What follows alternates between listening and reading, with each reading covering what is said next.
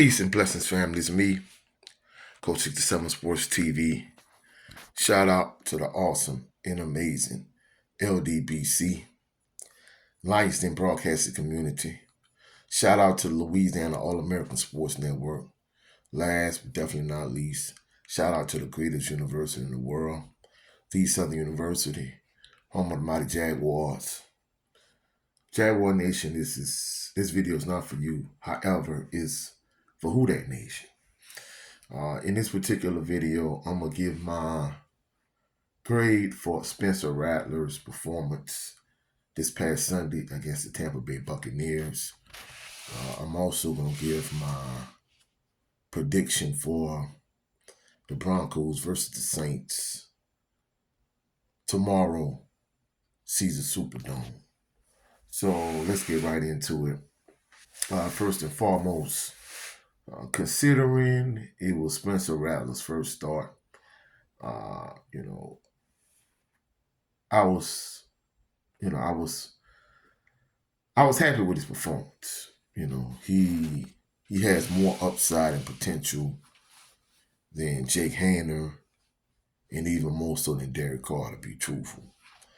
I think under the circumstances, with the offensive line issues, Eric McCoy being out, Cesar Ruiz being out, I think he played well under the circumstances. And I think under normal circumstances, I think 27 points is enough to win you the game, especially considering they were down 17-0. But, even when they were up 27-14, I'm like, all right, as long as the defense can step up and, the offense could stand the drive, I think we're going to be straight. But, of course, the defense just was trash the rest of the game. So, in terms of his performance for Sunday's game, he a rookie. I think he played well in circumstances.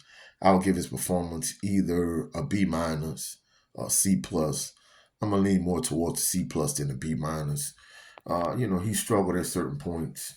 But I think under the circumstances, I think he played well. And in all actuality, I think he played well enough for them to win under normal circumstances. However, the Saints defense just was completely trash. They let them down, and that's why you lost to the Bucs. I'm going to be honest with you. I don't think the Bucs are world beaters, but, I think at this point, I think they're clearly the best team in the NFC South. Now, the issue with the Saints, you still have the same offensive line issues in terms of Eric McCoy being out, Cesar Ruiz being out. To add on top of that, now you have Chris Olave out with a concussion. You have Rashid Shaheed, who needs knee surgery. And Taysom Hill was already out. At this point, the injury bug has really bitten the Saints. And, they're real thin at the wide receiver position. I saw online that, one of the fans suggested that, they go get Michael Thomas and Jarvis Landry and, put them on an active roster. And I'm like, I don't know about that, but it is what it is. So, my prediction for the game, I think considering all of these issues that the Saints have going against them, the Broncos, they also have a rookie starting quarterback, Bo Nix. And, of course, former Saints head coach Sean Payton is coming back to town. They're going to honor Drew Brees at halftime. And in all actuality, the Broncos are definitely favorites for this game when you consider all the issues the Saints have. I'm not even going to lie. I might sound crazy, but I think the Saints are going to actually win this game. And in fact, in terms of my prediction in terms of score, I think the Saints going to win 7-3 game. I think the Broncos defense is pretty good. But at the end of the day, you have two rookie quarterbacks. The Saints defense is trash. You have a lot of issues at the offensive line and receiver position. But even with that being said, I still think the Saints are going to find a way to win this particular game. Honestly, I don't think the attendance for the game is going to be too great. But I still think the Saints going to pull out a win. And the thing for me, I'm not gonna be able to watch the game because the issue with that is while the Saints are playing the Broncos at home, like for the team I'm coaching, it's our season finale. It's the final game of the season. So I won't be able to, cheer on and root on my Saints. Saints I probably won't be able to watch them live. They probably gonna win more so. So I think the Saints are gonna find a way to pull an upset and get a home victory, and pull up to 3-4. Long term, I don't think they're gonna do well for the rest of the season. I think whenever Derek Carr comes back, I think you have to put him back in the starting lineup. But I think, truthfully speaking, I think at the end of the day, I don't think they're gonna do well enough to make the playoffs. And if I was Gail Benson, and it was me personally, truthfully speaking, at the end of the season, I'll fire Mickey Loomis, Jeff Ireland, Dennis Allen, and I will get rid of Derek Carr, and I basically will blow up the entire roster. I love Cam Jordan. Let him ride. He's in the twilight of his career. He's seen his better days. Mario Davis, the Honey Badger, Teron Matthew. All your older players, deuces. I'm just getting rid of all of y'all. Kick rocks. And, offensively, I just would try to build around Spencer Rattler on a rookie deal. Maybe make Jake Hamler your backup. You got Taysom Hill, Chris Olave, Rashid Shaheed. Work with that. Rebuild the offensive line, improve the offensive line. Keep the offensive line going in the right direction.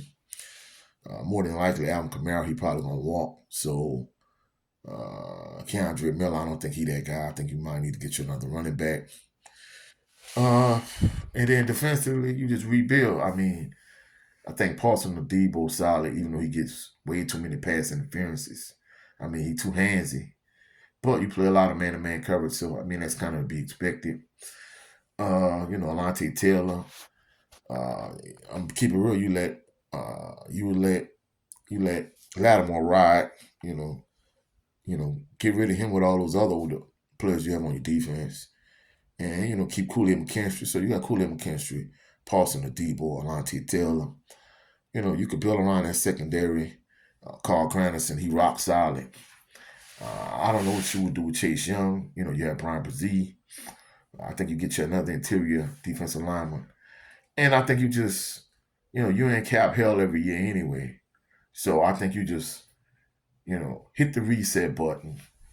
I'll bring in, another coach. I think the only two coaches, if it was me, my number one choice would be Eric Bieniemy to be the head coach. I'll probably say my number two coach. Number two choice, a lot of people gonna say I'm crazy. I'll say Bill Belichick.